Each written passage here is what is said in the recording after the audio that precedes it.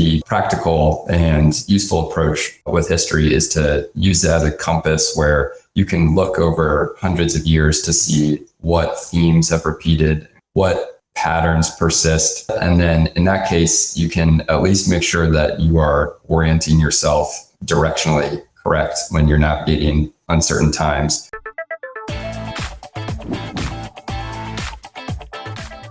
Jamie, you recently had a write-up on forecasting, and this write-up was actually quite timely. Going into 2023, I think just about everyone saw trouble ahead, and yet here we are speaking in late December. The S&P 500's up around 22% on the year. What have your studies of market history taught you about forecasting? That is really difficult, and most people are not equipped to do it. And it's a kind of just irony that even though it's something we're not very good at, we continue to try and perfect it, especially each year, this time of year especially. People tend to really start believing in their forecasting abilities because there's just something about that turn of year idea that makes us want to predict what's going to happen in the next year, as if it's, any different than the last 365 days, or, if you did a 1 year outlook in March of next year. Something about just the clean calendar year makes us want to predict what's going to happen. But it's very difficult, and history is filled with examples. You could cherry pick very ludicrous ones like Irving Fisher's famous quote right before the 1929 crash that stocks have reached a permanently high plateau, or Paul Krugman saying that the internet was going to be a fad in the 1990s. So there are countless examples from history of proving just how difficult forecasting is. And I am reminded of a JP Morgan quote. He was once asked what the market would do, and he responded that it will fluctuate. And it's just so funny because, people like to feel that comfort and feel that certainty of they feel like they know what's going to happen in the future. But, there's something about market predictions where we just have to accept that there's a tremendous amount of uncertainty in the markets, and predicting these types of things is really difficult.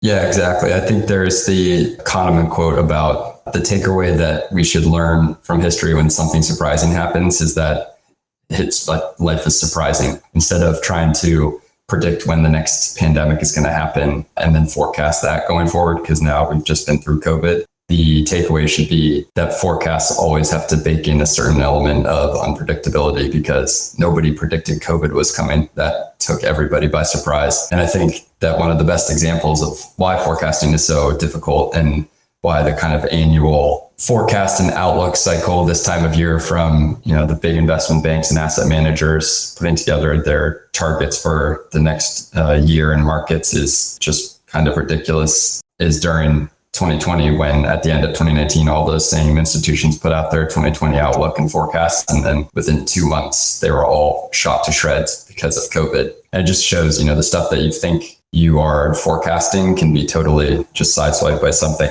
completely unpredictable that nobody could have seen coming. There's a great quote from a 19th century edition of the Spectator magazine that was talking about this kind of problem about how you really can't predict anything because you never know what's going to happen. And the article writes that the best chess player in the world can see a certain checkmate, but he will never make that checkmate and win the game if a chandelier crashes from above their table and, it takes out the whole chess game. And that's, I think, just a good analogy to keep in mind as people make these forecasts and predictions, is that there's some stuff that you just can't control for.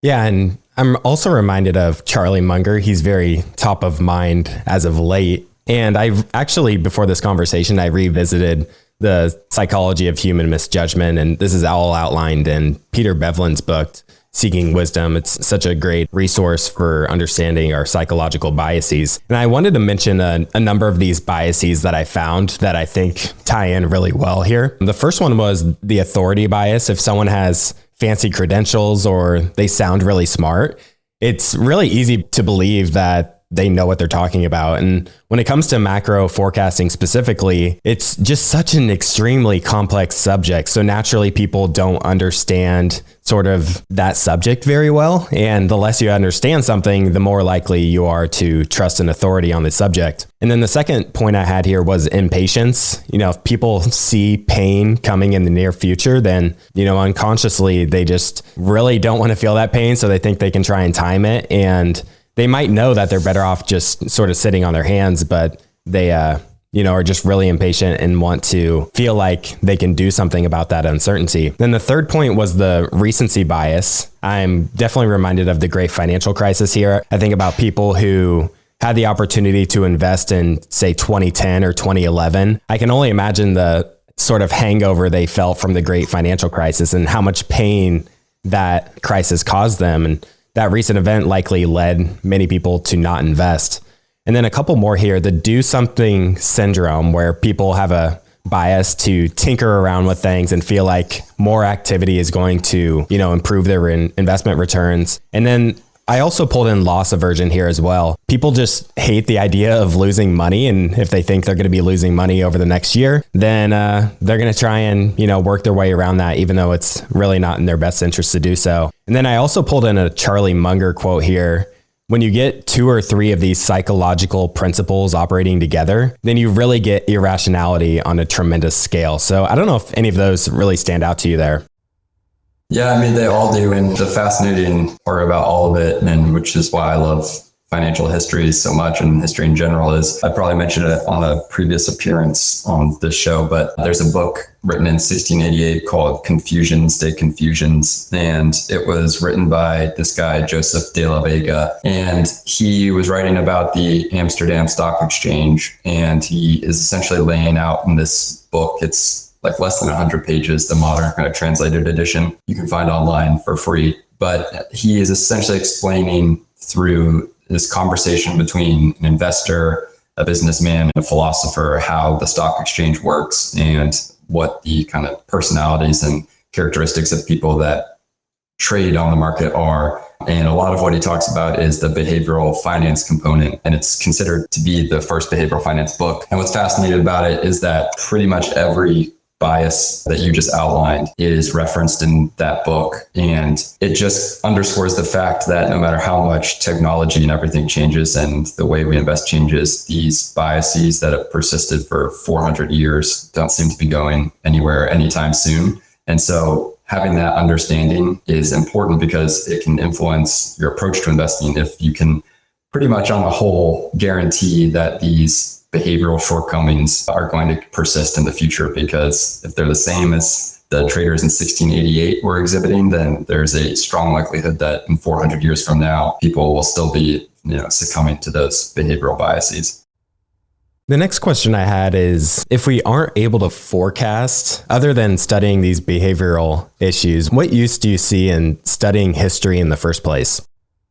So I think with forecasting, there is a delineation between, here's a S&P 500 target for next year, and those kind of very specific outcomes where you're boiling down really complex systems into a nice, kind of tied with a bow, just price target, just a single number, when there's so much that gets factored into that it's almost impossible to predict with any level of certainty what those specific outcomes will be. But then with history, the way I always think of it is history is kind of a compass, whereas that type of specific outcome forecasting, people try and treat history like a GPS, where, if you just study some past examples from history, then you can come to a very specific route for navigating the future. When in reality, the practical and useful approach with history is to use it as a compass where you can look over hundreds of years to see what themes have repeated, what patterns persist when you have a much broader sample set. And then in that case, you can at least make sure that you are orienting yourself directionally correct when you're navigating uncertain times. And so in that sense, you're not so much, banking on a specific past event playing out again in the future, but more so, making sure that you understand when you have an extended period of low interest rates, for example, that there's going to be a lot of market froth, and a lot of the companies that get floated during those periods are going to be very speculative and risky. And so just having that understanding, you can position your portfolio accordingly so that you're not getting swept up by some of those speculative companies. In that vein, I'm sure a lot of people saw the news this week that the Nikola founder and chairman, Trevor Milton, got sentenced this week for his role in the fraud that occurred during COVID. But that was one of the very widely celebrated stocks when it first went public as being the next big Tesla kind of candidate, and people flocked into that. And I think that's a good example of the type of company that can get floated during those speculative periods. And so if you study practically any period of history since this, even the 17th century, when you have these kind of prolonged periods of low rates, those are the types of companies that get floated and for brief periods can seem like very exciting opportunities because stock price is going up, which makes people want to herd into that investment, but then it works out poorly. And so I think just using history as a more general and directional tool for forecasting rather than looking for a specific like price target or something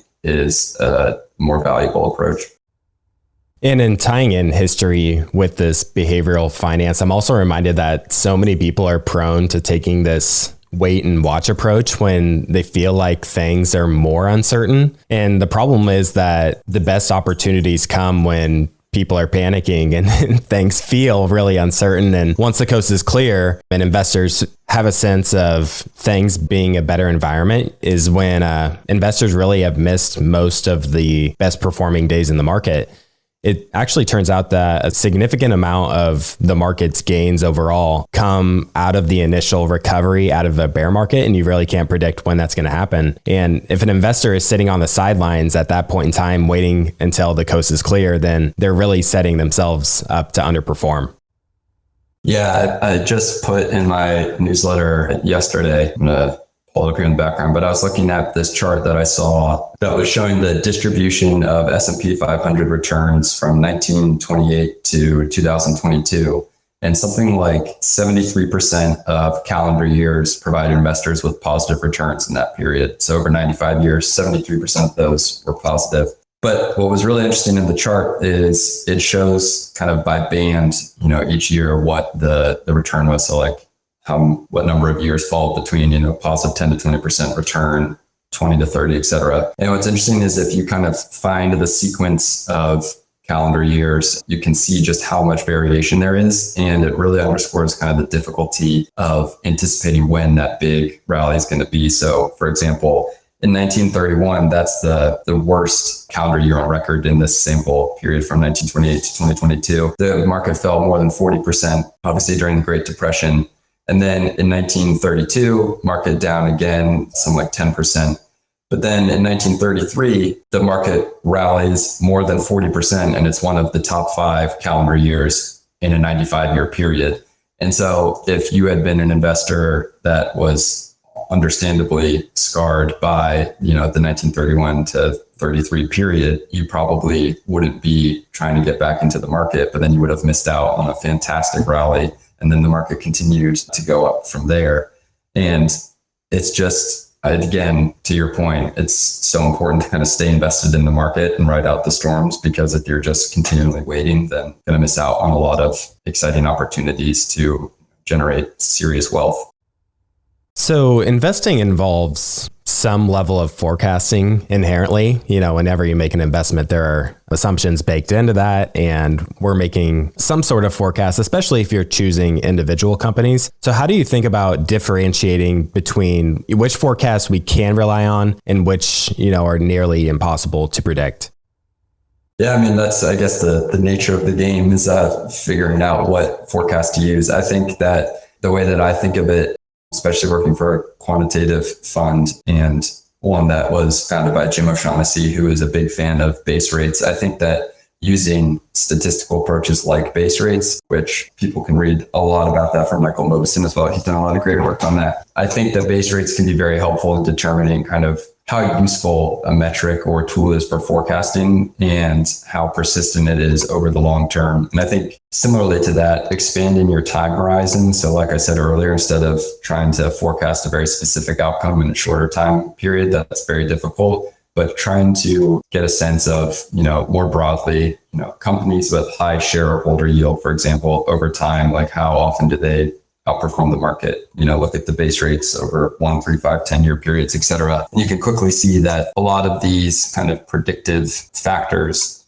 over the long term is pretty clear that they work over time, but the base rates over shorter time periods is much lower because it's just there's so much more variability. And so I think paying more attention to forecasts that are broader in scope over a longer time horizon, which make it sound like they're less useful, but I don't think that's the case. I think it's just the reality that any type of very specific forecast is going to be riskier to follow because it's just so tied to a specific outcome rather than kind of taking a general approach of, how do these broader themes that are moving markets over the next few years going to play out more generally. So, instead of predicting like what NVIDIA's price target is going to be, how does the general kind of AI transformation that's going on play out over the coming years? And how does that factor into various industries? Kind of like Mark Andreessen's, software is eating world. Whenever he wrote that, I think 2010, that's something where that was a very accurate prediction where he was betting correctly that over time,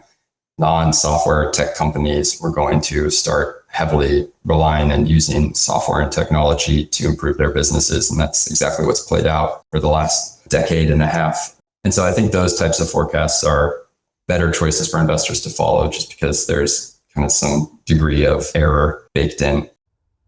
It's funny you mentioned Nikola earlier because you actually talked about this whole thing in your last discussion on our show. There's the Warren Buffett quote where he talks about first come the innovators. The innovators essentially see the opportunities that other people don't. And then come the imitators who copy what the innovators have done. And then come the idiots. And of course, Nikola was a type of company that was really capitalizing on, Tesla's having this massive rise. They're doing really well. They're attracting all this capital. And then all these other EV companies are trying to imitate that. And it also reminds me of, 2023, the highlight of the year in many ways has been AI and the rise of that theme. I'm curious if the craze of AI has reminded you of anything from a historical standpoint. I think less than a specific bubble or kind of period of market craziness. I think that it's just representative of most speculative kind of periods and manias, if you want to use that term to describe what's happening today, where you see this kind of typical progression where very quickly everybody becomes an expert in the new innovation or industry. There was something written about this in a 19th century investing book where the author lays out how in that period he was discussing mining stocks, and he was talking about how when Wall Street became obsessed with mining stocks, and investors did too because share prices were soaring, suddenly all these brokerage offices started having pieces of geology and rocks in their offices and things to kind of highlight their knowledge of the industry, and entire newspaper articles were being dedicated to, or newspaper sections rather, were being dedicated to the mining industry. And suddenly every brokerage firm on Wall Street was a mining industry expert, whereas previously they'd never really covered or mentioned anything about mining stocks. And then suddenly all these prospectuses flood the market for mining stocks and investors leap at the opportunity to buy them up. And then, as always, you have, a mixture of companies that were formed purely to take advantage of that hype and kind of fleece investors, and some genuinely exciting companies, that returned profits to investors and were a worthwhile investment. But I think that in periods like this, it's just very important to remember that this cycle has played out many times. And when something is so transformative and exciting like AI, it's easy to quickly, assume that it's just going to change everything all at once. And those forecasts, like we've been talking about, can start getting a little more outlandish. And people, I think, tend to underappreciate some of the time that it takes for these things to be implemented. ChatGPT is incredible, and a lot of these AI tools are amazing. And it's crazy what has happened just in the short span of time since ChatGPT was released, whatever it was now, a little over a year ago. But still, it's not like AI is going to change the world tomorrow, and all these predictions of taking jobs away in basically every industry, et cetera. And there's just some wild predictions going on. And I think that during these types of periods, it's very important for investors to do more meticulous research and discern kind of who are the players that are like those 19th century brokerage firms that are suddenly AI experts and making a lot of predictions, and whose research and opinions you should probably value less than people who have been working in the industry for a long time, and are putting out valuable insights that investors can use to inform their investment decisions. And so, yeah, I think that this is just playing out very similarly to most kind of exciting innovations and ensuing speculative periods in history, where kind of get this wave of, just everyone's only talking about that innovation. And there's a lot of companies claiming to be kind of the medium to access this AI revolution, through purchasing their stock or their product. And you just have to be more careful in these periods, because it's easy to just kind of be swept up by buying anything AI related, because you can maybe sometimes find out that a lot of these so-called AI companies are really just marketing AI as a buzzword rather than genuinely being an important player in the space. It's funny how we talked about behavioral biases at the start of this, because I'm reminded of a behavioral bias I sort of had when I first started investing. When you first get started, it's easy to think, hey, what are some of the key trends that are playing out that are going to play a key role in our economy over the next, say, decade? And nowadays, people naturally get attracted to AI, electric vehicles and such. And I think that there's a really important lesson in that, in these key trends, it can be really, really difficult to, earn an adequate return in a lot of these companies, because when an industry is really hot, it attracts a lot of money and investment into that. So it's really difficult for companies to make out well in the end. And Buffett always references throughout the 1900s, we saw the growth of the auto industry and the growth of the airline industry. And you could have seen those trends, seen those industries and all the growth they were going to see. But very few companies ended up being high quality investments. And that's sort of something I wanted to mention related to AI and people who get attracted to these, hot opportunities. Obviously, Nvidia and Tesla and companies like that have done really, really well, but that doesn't mean that necessarily there's going to be a next Nvidia or a next Tesla coming ahead in the 2020s.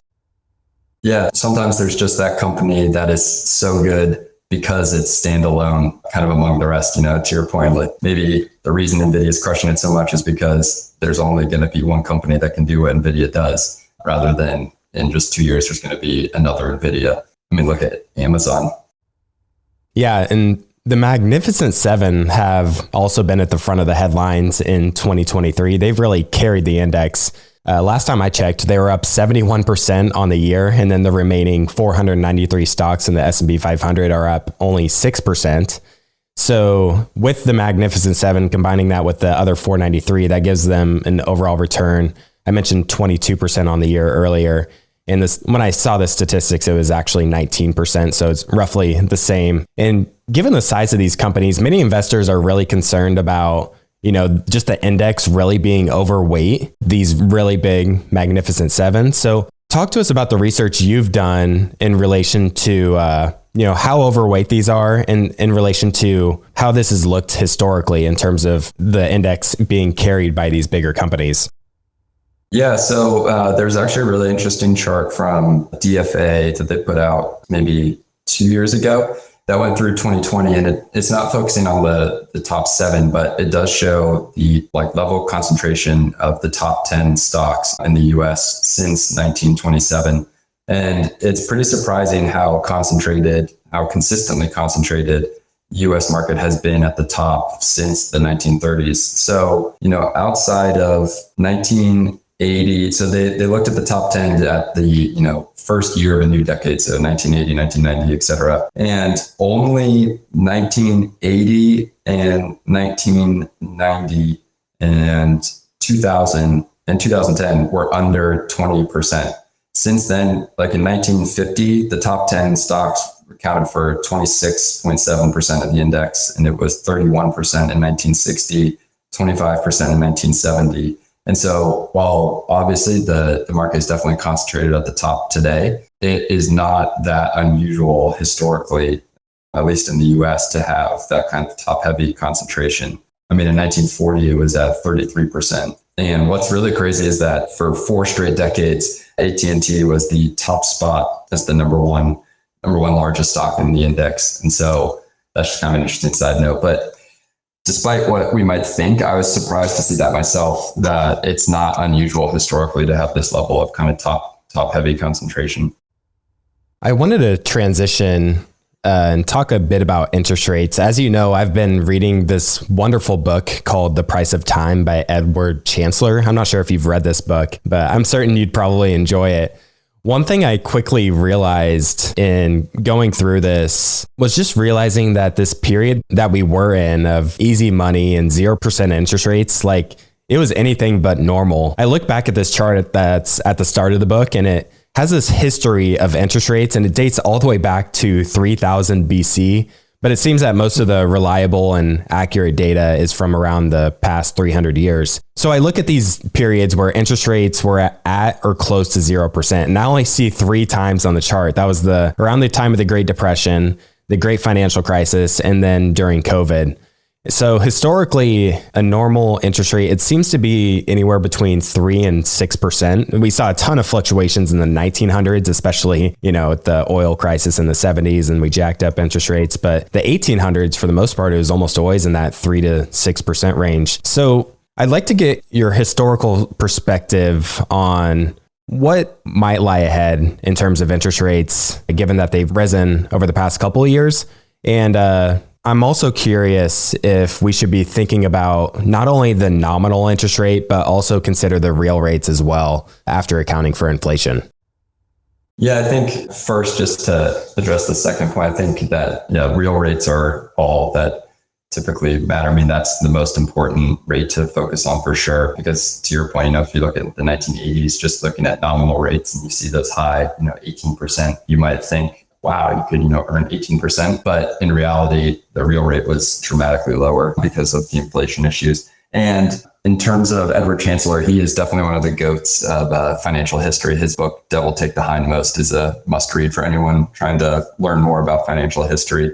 And for a broader perspective, what's really interesting about financial history and investors' kind of reaction to interest rate levels is just how relative it is, because in the 19th century in the UK, when the British government, most of the 19th century European financial crises can be summarized as the British government fighting a very expensive war, loading up on debt, and then trying to figure out how to get out of paying all of it once the conflict is over. And they kind of realize how much debt they had accumulated during the conflict. And so there are a few times during the course of the 19th century where the British government dramatically lowered rates after these conflicts, and in some cases just forced investors to accept a haircut. I think it was in the 1820s that the British government kind of just told investors that were holding 5% consols, which were the equivalent of British long-term government bonds, that they would just have to accept the fact that now those bonds paid 3%. They were known as the Navy 5%, I think. And just that cut from 5 to 3% caused a lot of outrage. And there was a famous quote that said, John Bull, which is the British equivalent of like Uncle Sam, John Bull can stand many things, but he cannot stand 2%. And that just kind of gave it was a good summary of kind of that feeling that investors felt, over the last decade plus of you can't accept these just basically zero interest rates. And so they were forced further out on the risk curve. So I think what history shows is that, one, to your point, zero interest rates is a very recent phenomenon in terms of broader economic and financial history, but that can give us kind of an insight into the likelihood that we'll see a return to zero interest rates anytime soon, which I think history shows is unlikely, just given how rare the instances have been that markets have endured a zero interest rate environment. And so I think that's the lesson going forward, is investors who maybe have thought that now we've ridden out inflation, at least according to the Fed, that the war is won, essentially, that maybe we'll return to the previous kind of paradigm, which was that zero interest rate environment. But I don't think that that's likely to be the case, just given how much of an anomaly it is historically. Yeah, that's a very good point. And since we mentioned Edward Chancellor, he was actually on our podcast. That was episode 505. Stig had him on, actually talking about the price of time. One of the issues with an easy money period that Chancellor talks so much about in this book is really the capital misallocation that takes place as a result of that. It's really a misaligned incentive within the overall economy. So these zombie companies that are, they're really just kept alive through cheap debt, and projects are taken on in the overall economy that really wouldn't be rational in a period of normal interest rates. And then as a result, creative destruction isn't really happening in the economy. And this reminds me of the banking failures that happened in early 2023. And then the Fed put together this BTFP program that was put in place that allowed banks to really cash in on bonds at their nominal value instead of their market price. And with that, it also reminds me of your piece talking about how stability breeds instability, and the Fed's providing the stability to the banks when they're running into some stability issues. I'm curious on your take if central bankers have ever been involved in planning the economy as they are today, or are central bankers today, you think, in a league in their own? I think it's a good question. It's also kind of a difficult question to answer because, when we look back at history, we're always looking back, and viewing it through the lens of modern standards and, like what's happening today. And so it's easy to think that the actions central bankers took in periods, like the 20th and 19th centuries, et cetera, are, normal by today's standards, as in, acting as a lender of last resort, for example. But in 1825 in the UK, during the first kind of emerging markets crisis, when the Bank of England stepped in to act as a lender of last resort, that was a huge moment and a watershed moment in the development of markets and the role that central bankers play. Obviously, today we look back at that and not really bat an eye on that, just because we've seen it now countless times since then. But I'm sure at that point, they would have said that those central bankers are in a league of their own. And so I think it's hard to say kind of today's standards versus historical precedent, what's more kind of outlandish in terms of increased intervention by central bankers. But I do think that certainly today there does seem to be a heightened level of intervention, especially as I feel like conversations around the politicization of the Fed and calls for the Fed to take into account kind of more social issues into their approach to setting interest rates, et cetera. Through reading history, I've not seen as much related to that. And so it will be interesting to see how the Fed navigates this post-COVID, post-inflation world, and what kind of the normal course of action now that we've left a zero interest rate environment is, because for a long time, that was the kind of whole deal, was just the zero interest rates. And then COVID was an anomaly because that's just such a freak occurrence. And now that inflation's on the wane, it'll be interesting just to see what their level of intervention is going forward now that we're out of these kind of unique periods.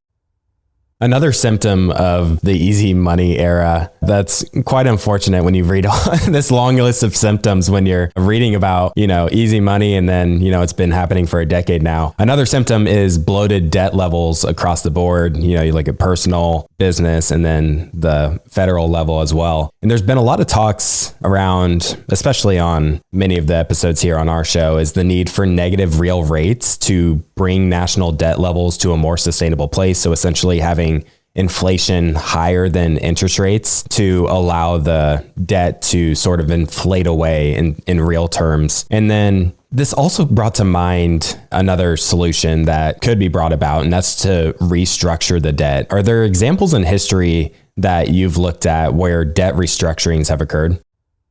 Yeah, so in the US, it's not something that tends to get acknowledged, but in the first few years of our nation, we restructured our debt. I mean, that's what Hamilton was tasked with doing when he assumed office as the first Secretary of the Treasury. When he came into his role in 1789, there was a dire financial state. At that point, I'll take you back to U.S. history class from high school. But before we had the Constitution, we had the Articles of Confederation, which were designed to severely curtail the central government authority because, obviously Americans were very fearful after having fought a war with a British monarch that any type of new government in the US would fall kind of victim to a similar heavily centralized and too powerful governing authority. And so the Articles of Confederation essentially gave Congress no power. And so, for example, they did not have the authority to collect taxes, which is insane. And so that means that during those years, there was not a lot of revenue coming in. And so even after the Constitution was passed and the government, we have today was put into place, there was a real problem because there was not a lot of revenue coming in, but there had been a massive accumulation of debt incurred during the Revolutionary War to fight the British. And we owed, I think, like 80 million, a lot of it to foreign governments. And when Hamilton took office, he had to write to the French government asking, for a delay in payments because the US was basically struggling to get on its feet. In fact, in the first year of his time in office, he had to write to President Washington, saying that, if we don't get, I can't remember the exact amount, but a certain amount of money into the Treasury's coffers in the next month, then we're not going to be able to pay congressmen their salaries. And there are going to be a lot of other departments and cabinet positions that won't be able to receive their funds because, we're just so in the hole. And so what Hamilton's novel kind of idea was, and it was politically very challenging and a difficult thread to needle, was he had to essentially convince American debt holders to exchange their existing higher paying debt and, US bonds that they owned for a package of new debt securities that he would issue, which would have a lower interest rate. But his premise to these investors was the only alternative for continuing to pay out these higher interest rates would be to introduce new taxes or, raise higher taxes, both of which we know would lead to probably armed rebellion, as you could see in the case of the whiskey rebellion when there's a whiskey tax introduced. And so if you want to really avoid that, then the only way we can do so is if you accept the fact that, instead of being paid 6% interest on these bonds, we're going to give you 4% interest going forward. And that was obviously a tough sell, especially when the nation was very divided and people were still very wary of strong central government implementing new taxes or having too much control and, changing their commitments to pay out what they had promised originally at 6%. And so that was very difficult. But in a matter of, I think, 2 years or so, he had successfully converted something like 98% of the outstanding debt into this package of new securities that were lower interest bearing securities. And it saved tens of millions for the government. And so that was a restructuring literally at the founding of our nation that was very successful. And one of the ways that he also was able to retire a lot of the debt, just kind of as an interesting side note, is by allowing investors to purchase shares of the Bank of the United States, which was kind of like an early central bank-esque institution in the US. And the bank IPO'd on July 4th in 1791, I believe, very patriotic IPO date. And he allowed investors that held US government bonds to pay for shares of the Bank of the United States with these bonds. So it was kind of a win-win for the government because, it injected capital into this new bank, but also it reduced the amount of debt outstanding that they would have to pay interest on by allowing someone to use like 3 government bonds to purchase 1 share of the Bank of the United States stock. And so an interesting and often under-referenced example of a restructuring in US history, because when there's talk of debt restructurings or defaults, et cetera, people tend to pull out the line that the US has never defaulted on its debt or in something like that. And the reality is that there have been these moments in US history where we were in pretty dire times and some novel solutions were needed. And obviously we got through those ones and we'll get through this one that we're facing currently, but it will be interesting to see kind of from a political perspective, what's possible today versus what might have been possible in the past. Because I think every generation says that the country has never been more divided, but it does seem that it's just impossible to get anything major accomplished in Congress and in government today. And so it seems almost impossible to think that Hamilton could have implemented what he did in the 1790s today. I don't think that people would accept a government figure telling them that they have to accept kind of, lower rates and a restructuring of their debt. Jamie, I wanted to transition here to talk about the efficiency of markets. This is something you've studied extensively this year. One would think that markets would generally become more efficient over time. We always talk about how during the Ben Graham era, he was able to just, sift through Moody's manuals and search for these cigar butts that, are decent companies trading well below their underlying value. And these opportunities specifically seem to be much harder to come by, as they're pretty easy for a lot of investors to identify. But then another major factor I sort of think about in terms of market efficiency is the massive impact of passive flows on index funds. And you did a write-up that referenced the Telegraph, looking all the way back and, investors first getting access to this quick information. So talk to us about the efficiency of markets and how that's changed over time. Yeah, so what prompted kind of my recent interest in this again was a quote from Cliff Asness in a recent Financial Times article. But he said something along the lines of, people that think technology is going to make asset pricing markets more efficient are the same ones who 20 years ago said that, social media would make us all like each other more, which I think is just a fantastic way to put it. Because definitely social media does not make us like each other more and has increased the divisiveness in society. But also, it makes sense on its face throughout history that when you suddenly get these innovations in kind of communication and data, that markets have become more efficient because people have more information. And while that's certainly true to a certain extent, there is definitely nowhere near kind of an elimination of mispricing and, inefficient markets. Because I remember when the telegraph cable first took over the world and people could get information in India to London, for example, in something like 8 hours, where it used to take much longer. Someone said that there would be no need for crises moving forward because, now all the information would simply be known. And I just loved the kind of matter of factness with, I can't remember his name, it was Arthur something, but he was a person in high authority. And he just put it so bluntly as if, why would we have panics and crashes moving forward? Because now everybody will have access to information at the tips of their fingers, at least in their day, that was considered tips of their fingers. And so how could there be more panics and crashes? And obviously, if anything, the 19th century had more panics and crashes than any century.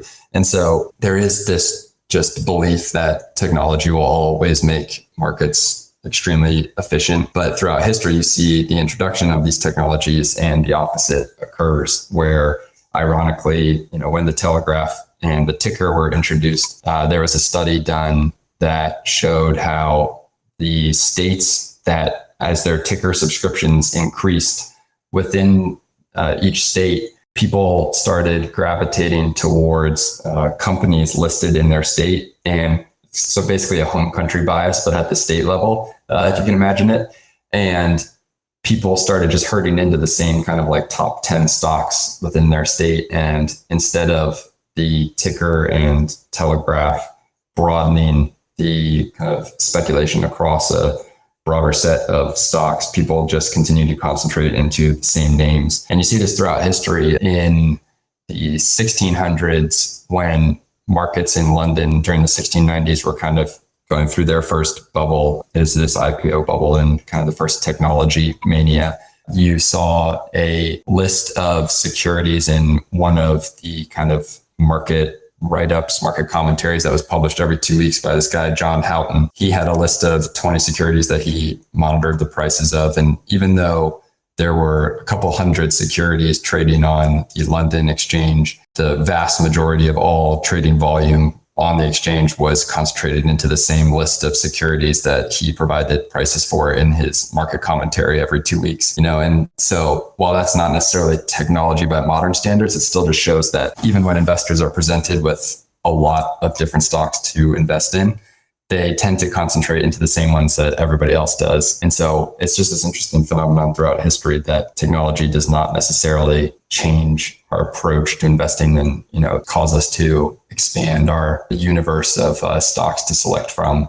And I think during COVID, we saw that same phenomenon with the Robinhood tracker. I don't know if you remember that, but it showed just the level of trading on Robinhood that was concentrated in the top 10 most popular stocks. And it was just crazy to see, even in this modern age, when literally you have unparalleled access to information at the tips of your fingers, that still we kind of just herd into these same names as everyone else, even though you could be looking at a really exciting microcap stock or something, and I could be looking at, mid cap stock doing something exciting in, the energy sector or something like that. But instead, people tend to just kind of herd into the same US large cap stocks.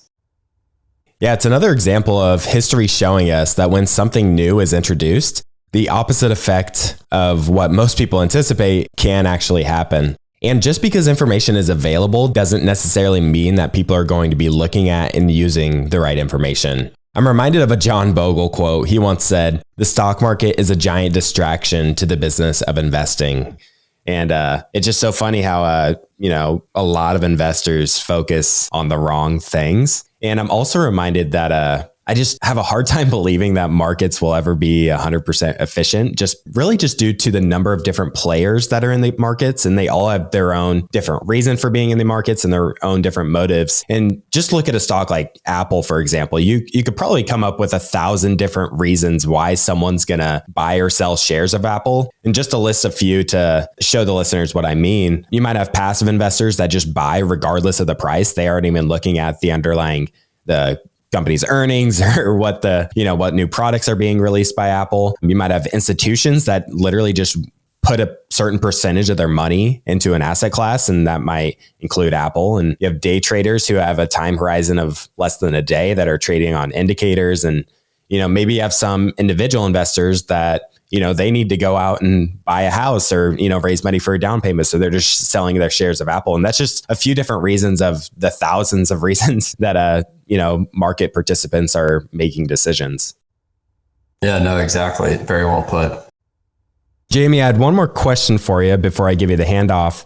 Since you're such an avid student of history and an avid reader, I'm keen to almost ask what your favorite history book was from the year, but I'll just open it up and ask if you have any favorite books that you'd like to mention here for the audience.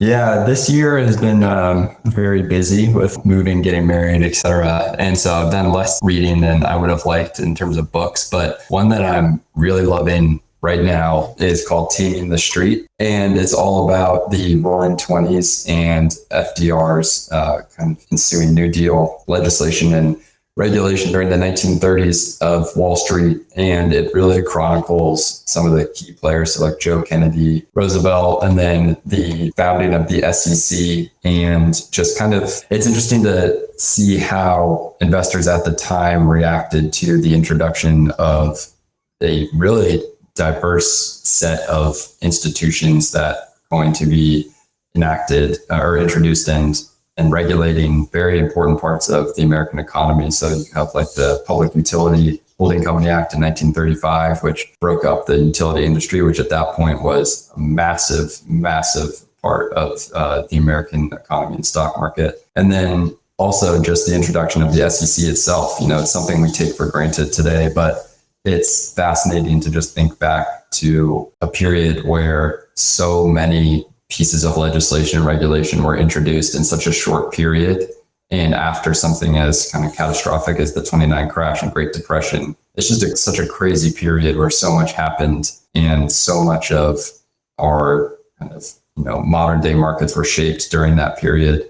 And so it's just fascinating to see how kind of investors navigated that turbulent period. And so I'd definitely recommend reading that. It's filled with really great anecdotes and just some wild stories of what occurred during the 1920s. But it's also fascinating to see how critics of FDR and of this regulation of Wall Street and American business was by like just how insane the criticisms were, but also how similar they are to any type of new regulatory kind of legislation that gets passed or proposed today, which it just immediately goes to, this is communism, this is un-American, et cetera. But even seeing, it kind of puts in perspective how these same arguments are used now and 100 years ago. It kind of just makes you think a little bit about how in 100 years from now, are some of these pieces of legislation and regulation that are being introduced today and being chastised as being un-American or ridiculous oversteps from the government, are those going to be looked on in 100 years as ridiculous that people protested that? Because now we surely look back at the 1920s and think how crazy it is that, companies really didn't have to uphold any standard in their prospectuses, and that the New York Stock Exchange could do a lot of shady dealings where companies, like one thing I was reading about yesterday was a lot of smaller exchanges around the US would trade unlisted stocks on the exchange, which gave companies that didn't have to go through any kind of approval process or listing approval process, the benefits of trading on an exchange. And a lot of investors were wiped out by that. But still, when FDR called for standardized prospectuses and holding directors and company management liable for the stuff that they printed and gave to investors as information of the company, then that was still ridiculed at the time. But obviously, that's just crazy to think about not having those standards today. Yeah, well, wonderful. I'll be sure to get that linked in the show notes for those that are interested. I know you're a bit strapped for time here, Jamie, but I want to make sure I give you a final handoff for those in the audience who would like to check out your blog, Investor Amnesia, which I highly recommend, and any other resources you'd like to share. Yeah, if you go over to investoramnesia.com, you can sign up for my newsletter, which now goes out on Wednesdays and provides a kind of quick dose of financial history with some interesting charts and stories and links to interesting historical sources like the original documents that have been digitized online. So if you like that sort of thing, then you can go subscribe for free, and you'll also receive any articles I post, etc. And on the website, you'll also find a historical data library that I have built over the years, as well as a broad interactive historical timeline and 2 online courses that you can check out, which have lectures from people like Niall Ferguson, Jim Chanos, Mark Andreessen, and other kind of industry legends, where we sit down and chat financial history. So if this conversation has been your sort of thing, then definitely go subscribe and check out the website, and follow me on Twitter, also at Investor Amnesia. Great. Thanks so much, Jamie. We're really drawn to one-of-a-kind, unique companies because our view is if you're going to do all that work, and we do a lot of work over the years, wouldn't it be great to own companies that get more mispriced in both directions? I think, to a small extent, that is one of the sources of our outperformance over time.